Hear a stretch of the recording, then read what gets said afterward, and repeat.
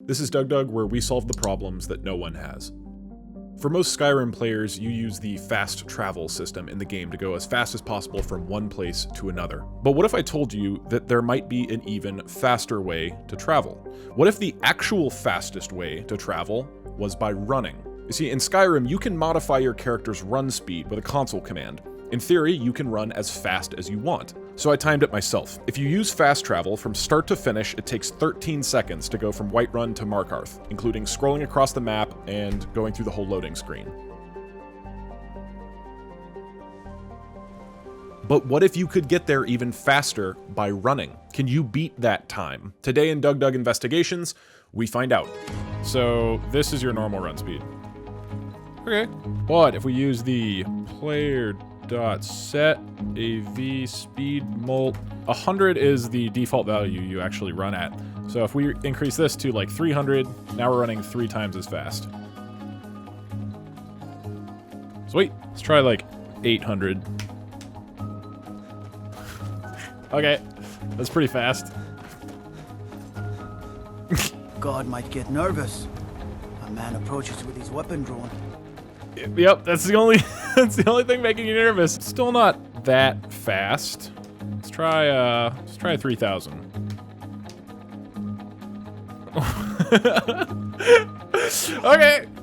Oh, all right. Let's try like 7,000 just to see what happens. Okay, this is pretty fast. But it turns out there's sort of a hard limit on how fast you can make your character go without dying. Because if you're moving too fast, whenever you run off of any hill or cliff or anything, you're basically flying off of it. And that means that you're gonna take fall damage as soon as you land somewhere. So because of this, if your speed is too fast, you'll just die all the time because you'll always be taking fall damage. It's also just much harder to navigate if you're going too fast. You can get stuck in obstacles and buildings, and you just can't get out of them because you don't have precise enough movement. So our conclusion is that a middle level speed is necessary. So you're fast enough to run very, very quickly, but you're slow enough that you aren't dying to fall damage or getting stuck in obstacles. We landed on 15 times the normal run speed. Yeah, this feels pretty good. Okay, I'm gonna try it at 1500. Now that we had determined our fastest survivable speed, or FSS, at 1500, it was time to find a path over obstacles, or POO, that can get us from Whiterun to Markarth as fast as possible. So I think the main problem is that jumping off of any hill or any elevated surface is still gonna kill me. So go forward off Fort Sunguard and I land in the river, and then I shouldn't take fall damage, I believe. And then it's a pretty straight path to Markarth from there. I think this drop is like the main challenge that we're gonna run into. Our first strategy, drop into the river. 1500 speed, 3, 2, 1, go. So there's first guard tower. At first I went for the large hill that overlooks that river valley. But there's a bunch of rocks on the way that'll slow you down, and then there's a cliff at the end.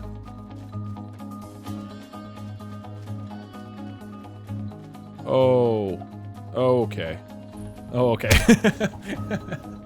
3, 2, 1. So next I tried staying to the left and following the main road. This worked a lot better because there's fewer obstacles to run into, and then there's less of a vertical drop down into the river once you reach the valley. Okay, so far so good. So up this hill, I believe this will be where the river is. Oh shit. Come on, come on, come on, come on, come on. Fuck! Oh, I landed in the shallow part. Woo, that was close though. 2, 1, go. This poo consistently got me to the river valley, but I still didn't have a way to land in the river without dying. The river itself is really shallow early on, and I couldn't get far enough into the deep end where I wouldn't die from fall damage. Oh, okay, come on, come on, come on.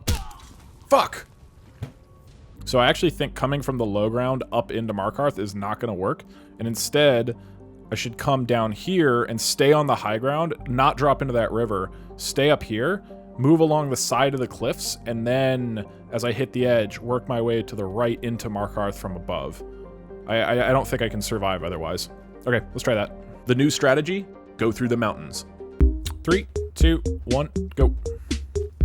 So I'm gonna try to stay, left up along those hills this time.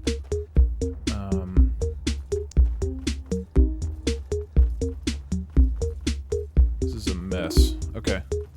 So I think this has worked from a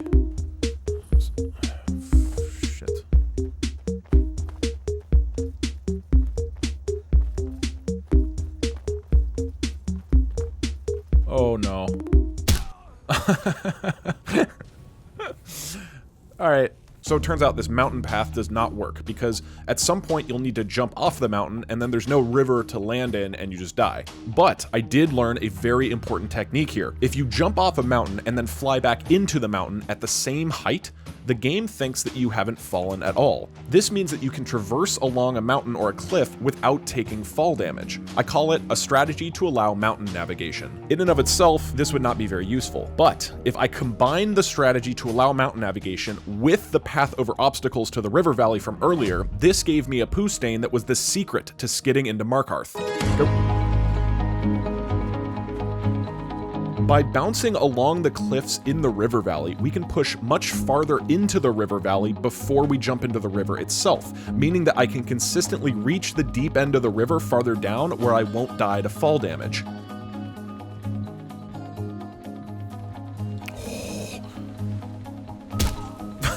Fuck. Go.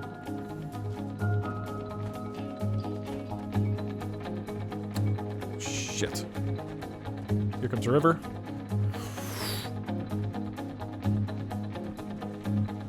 Oh, fuck! Fuck! No! Ah! Damn, that was really close. I almost skirted to the right and into the deep end. But eventually I was getting really good at this.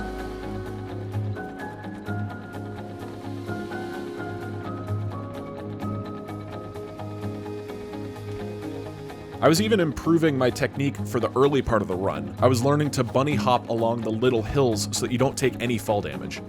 And eventually, 3, 2, 1, go.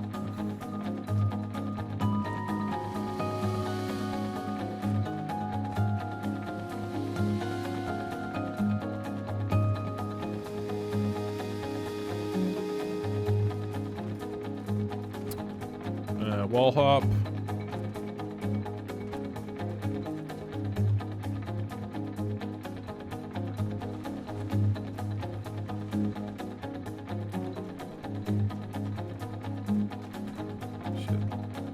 Okay, there's the bend. Turn around. And here we go. Here we go. Here we go. Nice. Off the mountain. And now up. Oh, and there we are. There we are. Shit. I'm in the... Okay. There we go. There we go. God damn it. Yes! There we go. Woo! So, can you beat fast travel with this technique? Nope, fast travel is about 5 times faster. Tune in next week when we determine if the sideways giants of Whiterun are a myth or real.